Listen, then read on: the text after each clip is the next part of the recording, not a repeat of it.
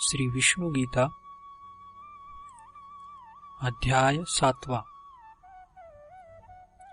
विश्वरूप दर्शन योग वर्णनम।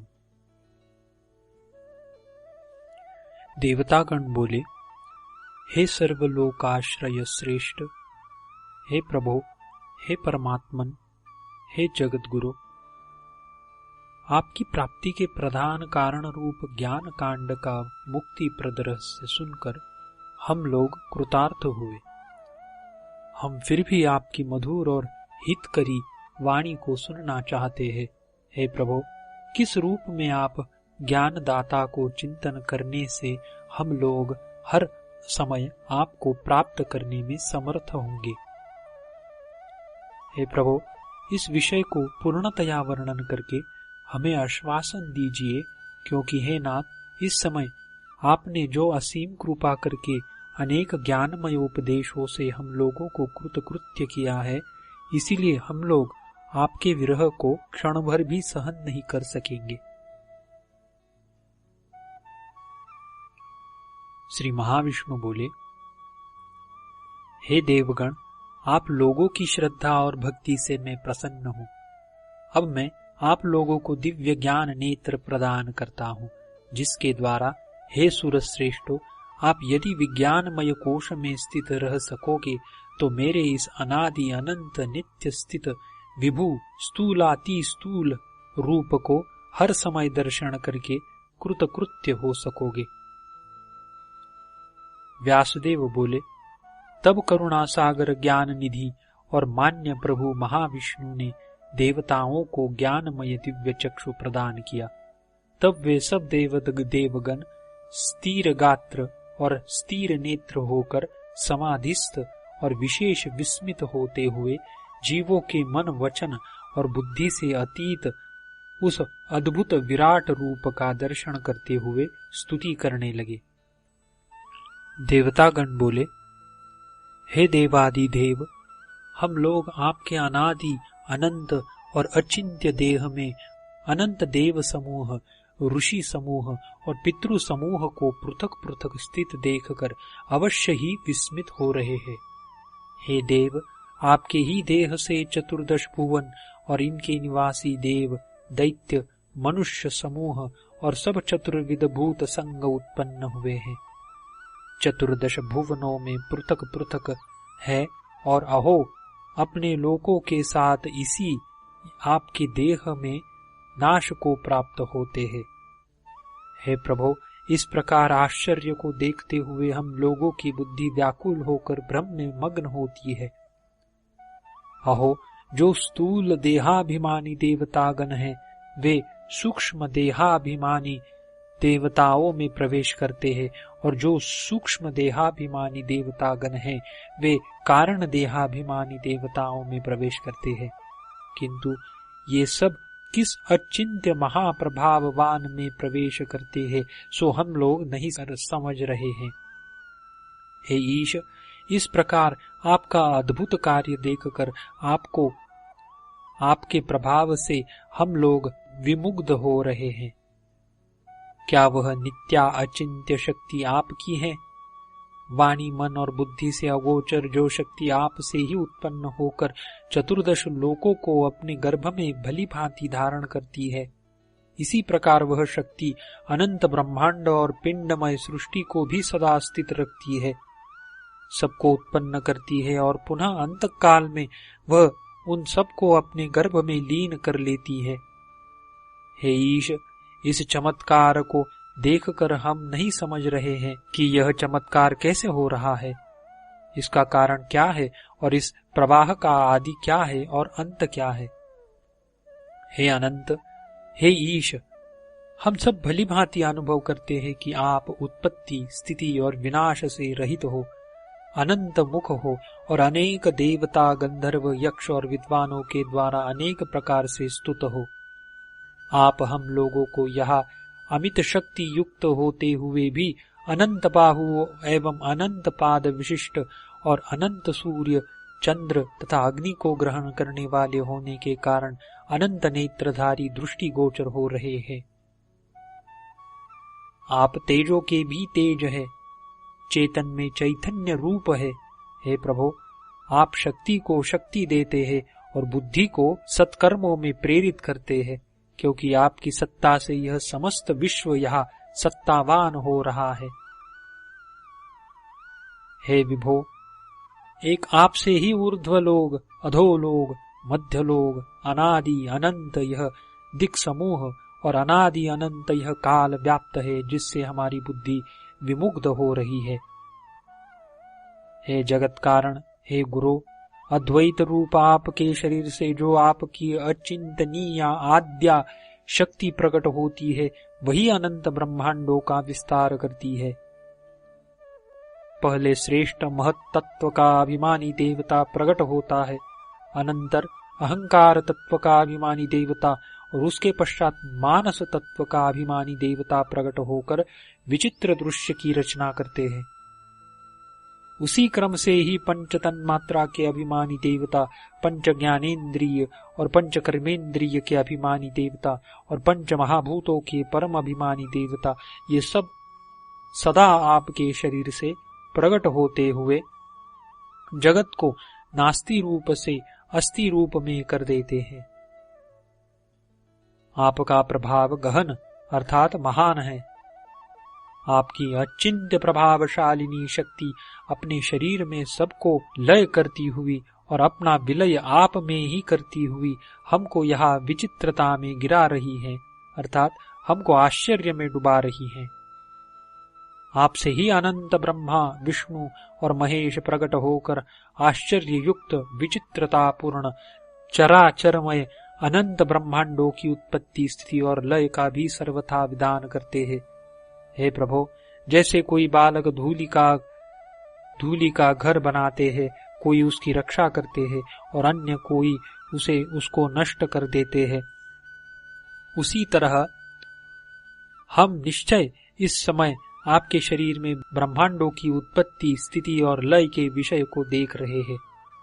11 रुद्रगण, 12 आदित्यगण, 8 वसुदेवतागण, इंद्र, प्रजापति, विश्वे देवा, वायु, ये सब असंख्य देवगण, अनंत ऋषि एवं पितृगण और अनंत असुरगण सभी आपके शरीर से प्रकट होकर आपको जानने के लिए अनेक प्रकार से यत्न करते हैं, परंतु वे पार नहीं पाते हैं।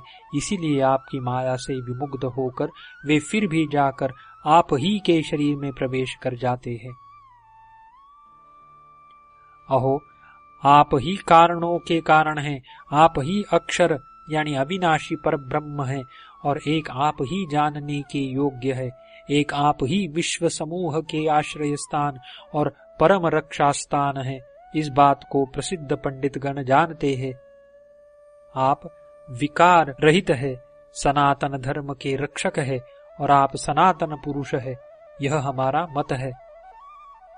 हे प्रभो, आपके अति तेजोमय आदिहीन अनंत होने पर भी एक अनेक वर्ण, अचिंत्य, अवितर्क्य, अगणित अवयवों से पूर्ण, विस्मयकर और दैदीप्यमान विराट शरीर को देखते हुए हम विस्मित हो रहे हैं। हे जगन निवास, हे देवेश, इस आपके विराट शरीर में उन अगणित लोगों को देखकर हम धृति का लाभ नहीं कर रहे हैं। इसीलिए आप प्रसन्न हो। हमारा मत है कि आप ही आदि देव है। अहो, यह क्या चमत्कार शोभायमान हो रहा है। एक क्षुद्र तृण से लेकर ब्रह्मांड पर्यंत जो असीम विशाल सृष्टि है, उसकी उत्पत्ति, स्थिति और लय के लिए अनेक प्रकार से अनेक प्रकार के रूप वाले देवतागण ऐसे मोहित और तन्मय होकर पृथक पृथक नियुक्त है, जैसे खेल में आसक्त चित्त बालक गण तन्मय और विमोहित रहते हैं। ज्ञान दृष्टि से देखने योग्य स्थूलास्ति स्थूल, अनादि अनंत, नित्य, अद्भुत और व्यापक आपके विराट रूप का दर्शन करके, हे प्रभु, यद्यपि हमारे लोगों के चित्त में परमानंद की प्राप्ति हुई है, परंतु हम लोग बहुत देर तक इस रूप का दर्शन नहीं कर सकते हैं। अहो, जीवों के वाणी, मन और बुद्धि से अगोचर इस अपूर्व आपके आश्चर्यमय रूप को देखकर, हे स्वामिन, हे प्रभो, हमारी सब इंद्रियां शिथिल, मन मूर्छित और बुद्धि थकित होती है। इस कारण हे विश्वात्मन, हम लोगों की यह विनीत प्रार्थना है कि हे विभो, हे नाथ, आप ऐसे उपाय का स्वयं उपदेश दीजिए कि जिसमें हम आपको आपकी विभूतियों के रूप में प्रत्येक देश काल पात्र में दर्शन करने में समर्थ हो सके। श्री महाविष्णु बोले, सब जीवों में मैं आनंद हूँ, चंद्रमा और सूर्य में प्रभा हूँ। हे देवगण, मैं सब वेदों में प्रणव और आकाश में शब्द हूँ। हे देवगण, मैं वायु में स्पर्श, अग्नि में रूप और जल में रस हूँ। यह सत्य ही है, इसमें संदेह नहीं। पृथ्वी में पवित्र गंध, अग्नि में तेज, सब भूतों में जीवन और तपस्वियों में तपोरूप हूँ। वर्णों में ब्राह्मण वर्ण, आश्रमों में अंतिम आश्रम अर्थात संन्यास, आर्य नारियों में सतित्व और पुरुषों में पौरुष अर्थात पुरुषार्थ हूँ। जितने देवता हैं वे मेरी सात्विक विभूतियां हैं और जितने ही असुर हैं वे मेरी तामसिक विभूतियां हैं। हे देवगण, सब भूतों का सनातन बीज मुझको जानो। मैं बुद्धिमानों में बुद्धि और तेजस्वियों में तेज हूँ। हे देव श्रेष्ठो, बलवानों में मैं काम और राग से रहित बल हूँ और भूतों में धर्माविरुद्ध अर्थात धर्म के अनुकूल काम हूँ। मैं क्रतु यानी श्रौत अग्निष्ठोमादि यज्ञ हूँ। मैं यज्ञ हूँ। मैं स्वदा हूँ। मैं औषध हूँ। मैं मंत्र हूँ। मैं आज्य यानी घृत हूँ। मैं अग्नि हूँ और आहुति हूँ। इस विश्व का मैं पिता, माता, धाता यानी धारण और पोषण करने वाला और पितामह हूँ। जानने के योग्य मैं हूँ। पवित्र ओंकार मैं हूँ तथा रुक यजुस्साम मैं हूँ। ज्योतियों में मैं किरणमाली सूर्य हूँ। यक्ष रक्षोगणों में वित्तेश यानी कुबेर हूँ। मरुतों में मरीचि हूँ और नक्षत्रों में मैं शशि यानी चंद्रमा हूँ। वेदों में साम वेद हूँ। देवताओं में इंद्र हूँ। इंद्रियों में मन हूँ और प्राणियों में चेतना हूँ। द्वादशादित्यों में मैं विष्णु हूँ। अष्ट वसुओं में मैं पावक हूँ। एकादश रुद्रों में शंकर हूँ और पर्वतों में मैं मेरु हूँ। हे देवगण, मुझको पुरोहितों में श्रेष्ठ पुरोहित बृहस्पति जानो। सेना नायकों में मैं स्कंद यानी कार्तिकेय हूँ और जलाशयों में मैं सागर हूँ। महर्षियों में मैं भृगु और वाणियों में मैं एक अक्षर अर्थात ओमकार हूँ। यज्ञों में जप यज्ञ हूँ और स्थावरों में हिमालय हूँ। सब वृक्षों में अश्वत्थ अर्थात पीपल का वृक्ष हूँ। देवर्षियों में नारद हूँ। गंधर्वों में चित्ररथ और सिद्धों में कपिल मुनि हूँ। अश्वों में मुझको अमृत अर्थात अमृत जिससे उत्पन्न हुआ है ऐसे समुद्र से उत्पन्न उच्चैश्रवा जानो। गजेंद्रों में ऐरावत और मनुष्यों में नराधीप अर्थात प्रजाओं को प्रसन्न रखने वाला नृप जानो। मैं वैश्वानर नामक अग्नि होकर प्राणियों के देह को आश्रय करके प्राण और अपान वायुओं से युक्त होता हुआ चतुर्विध यानी लेह्य, चुष्य, पेय आदि अन्न को पचाता हूँ। जो सूर्यगत तेज संपूर्ण जगत को प्रकाशित करता है और जो तेज चंद्र और अग्नि में है उस तेज को मेरा तेज समझो। मैं पृथ्वी में प्रवेश करके अपने बल से भूतों को धारण करता हूँ और रसात्मक सोम होकर सब औषधियों को पुष्ट करता हूँ। मैं आयुधों में वज्र और धेनुओं में कामधेनु हूँ। उत्पत्ति का हेतु काम हूँ और सर्पों में वासुकी हूँ। नागों में अनंत हूँ। जलचरों में मैं वरुण हूँ। दैत्यों में प्रहलाद हूँ और वशीभूत करने वालों में मैं काल हूँ। पशुओं में मैं मृगेंद्र हूँ। पक्षियों में गरुड़, वेगशालियों में पवन और दानों में अभयदान हूँ। मत्स्यों में मकर, नदियों में गंगा, पीतरों में अर्यमा और शासकों में यम हूँ। हे श्रेष्ठ देवगण, सृष्टि का आदि अंत और मध्य मैं ही हूँ।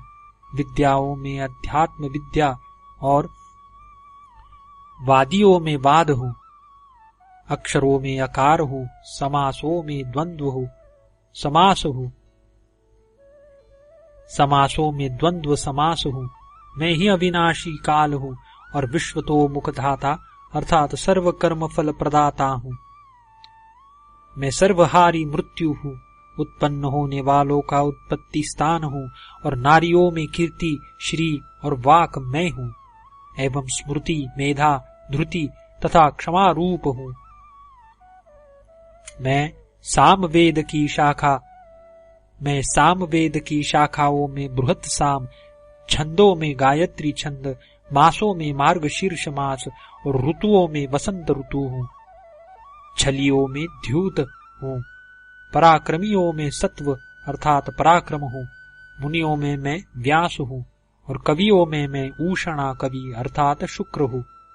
दमनकारियों में मैं दंड हूँ, जय की इच्छा करने वालों में नीति हूँ, गुह्यों में मौन हूँ और मैं ज्ञानियों में ज्ञान हूँ।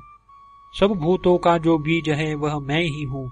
ऐसा चराचर भूत कोई नहीं है जो मेरे बिना हो अर्थात मैं सर्वत्र व्यापक हूँ। हे देव श्रेष्ठो, मेरी दिव्य विभूतियों का अंत नहीं है। यह विभूति विस्तार तो मैंने संक्षेप से कहा है। जो विभूति युक्त श्रीमान अथवा समुन्नत सत्व प्राणी है उसको ही मेरे तेज के अंश से उत्पन्न जानो। अथवा हे अमर गण, आप लोगों को इसके बहुत जानने से क्या, मैं एक अंश से इस संपूर्ण जगत को धारण करके बैठा हूँ।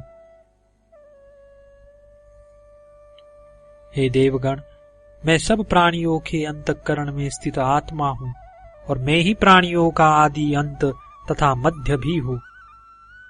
गति, भर्ता यानी पालक, प्रभु यानी नियंता, साक्षी, निवास, शरण, रक्षक, सुहृत, हितकर्ता, प्रभव, प्रलय, स्थान और निधान तथा अभिकारी बीज रूप हूँ।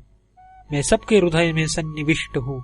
मुझसे स्मृति, ज्ञान और इन दोनों का विलय होता है। सब वेदों से जानने योग्य मैं ही हूँ।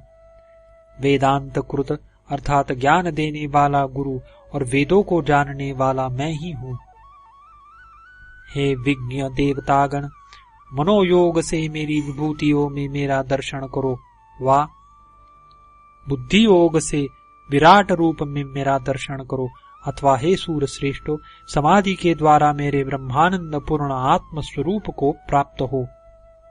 जिस किसी प्रकार से निरंतर मेरा दर्शन करने वाले तुम लोगों को मैं सर्वथा ही परम शांति देने को प्रस्तुत हूँ।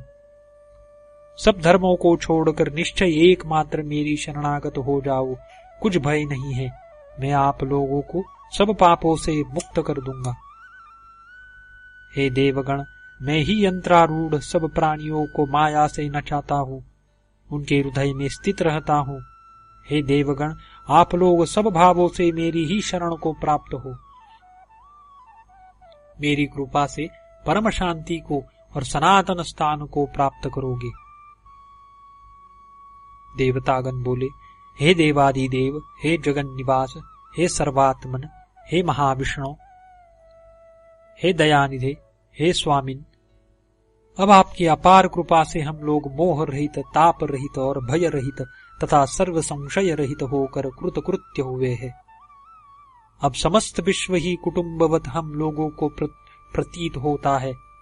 इस समय असुर, राक्षस और मनुष्य हमारे आत्मीय हैं। हे नाथ, साम्य बुद्धि उत्पन्न होने से हम लोगों को ऐसा प्रतीत होने लगा है।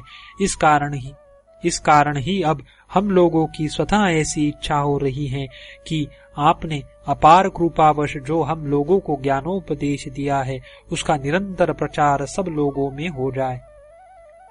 हे नाथ, हे दयाम्बुधे, विशेषतः कर्म भूमि मनुष्य लोक में इस ज्ञान का प्रचार सब प्रकार से अवश्य हो, क्योंकि मनुष्य लोक ही हम लोगों के संवर्धन का प्रधान कारण है। हे करुणा सिंधो, अब हम लोगों की बुद्धि समता में पहुंच गई है। इस कारण हम इच्छा करते हैं कि चतुर्विध भूत संग से लेकर मनुष्य, देवता और असुर तथा अनान्य जो जीव है, वे सब आपको अपार कृपा पुंज को समान रूप से प्राप्त करके सम्यक कृत्य होवे, और वे इस गीता का ज्ञान पाकर आनंदित हो, यही हम लोगों की प्रार्थना और यही अभिलाषा है। श्री महाविष्णु बोले, हे देवगण, आपकी अभिलाषित वर जैसा है वैसा हो, क्योंकि आपने सब लोगों के मंगलार्थ प्रार्थना की है। हे देवगण, आप लोगों की मतपरायण सात्विक द्रुति से और सात्विकी ज्ञान संपन्ना धर्म युक्ता सर्वलोक हितकरी विनीत और उदार प्रार्थना से मैं प्रसन्न हुआ हूँ। मैं पुनः कहता हूँ कि ऐसा ही हो। हे देवगण, यह गीता विष्णु गीता नाम से प्रख्यात होगी, और इस गीता के उत्तम ज्ञान को मैं पुनः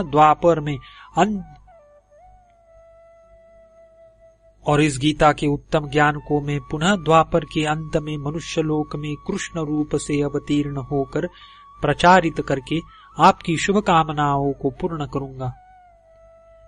यह गीता सब वेदों का निष्कर्ष, उपनिषदों का सार और योगाभ्यास निरत व्यक्तियों के लिए ज्ञान प्रदीप है।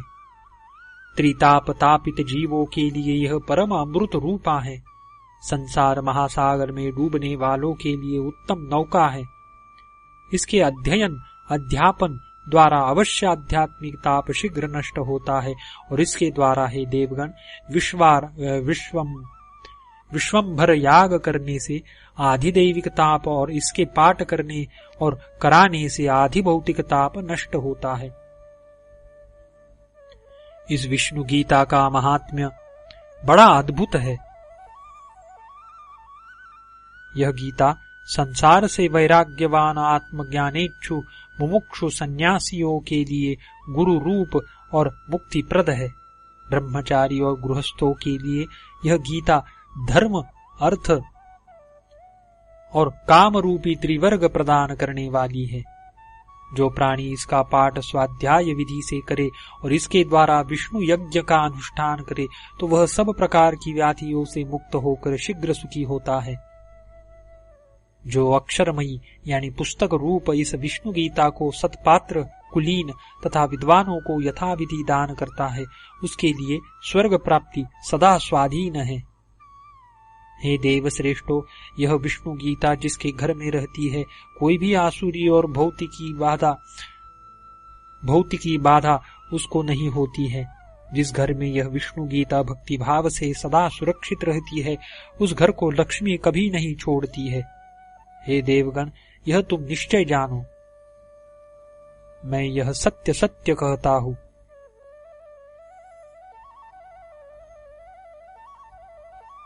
जो आस्तिक, गुरु भक्त और देवताओं में श्रद्धालु है, जिसका शास्त्रों में दृढ़ विश्वास है, जो पवित्र आत्मा महामना है, और जो अन्य धर्म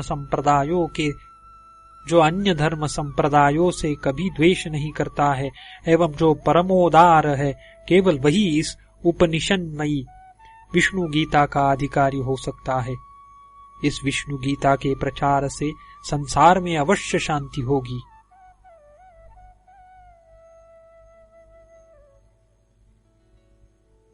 इति श्री विष्णु गीतासूपनिषत्सु ब्रह्म विद्यायां योगशास्त्रे देव महाविष्णु संवादे विश्वरूप दर्शन योग वर्णनम नाम 7मोऽध्यायः।